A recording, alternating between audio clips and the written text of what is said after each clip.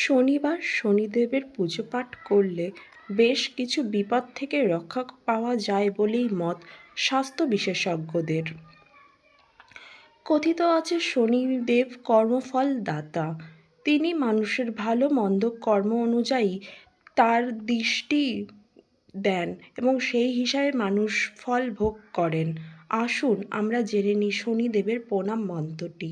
ওং নীলাঞ্জন সমাভাসাং রবিপুত্রম যমগ্রজম ছায়া মাতণ্ড সম্ভূতং তম নমামি শনিশ্চরম।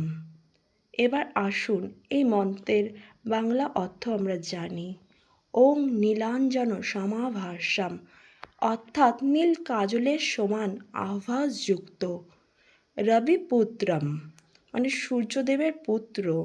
যমাগ্রজম অর্থাৎ যমের অগ্রজ বা যমের বড় দাদা যিনি।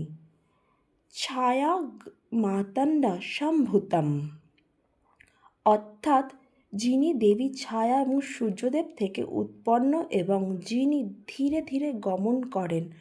তম নমামি শনিশ্চরম সেই শনিদেবকে আমি প্রণাম করি। এই প্রণাম মন্ত্র ছাড়াও অন্য প্রণাম মন্ত্রটি হলো ওং শং শনিশ্চরায় নমঃ অর্থাৎ হে শনিদেব আপনাকে আমি প্রণাম জানাই। এই মন্ত্রের মাধ্যমে শনিদেবকে আমরা প্রণাম অর্পণ করতে পারি। শুভ শনিবার। শনিদেবের কৃপা সকলের উপর বর্ষিত হোক।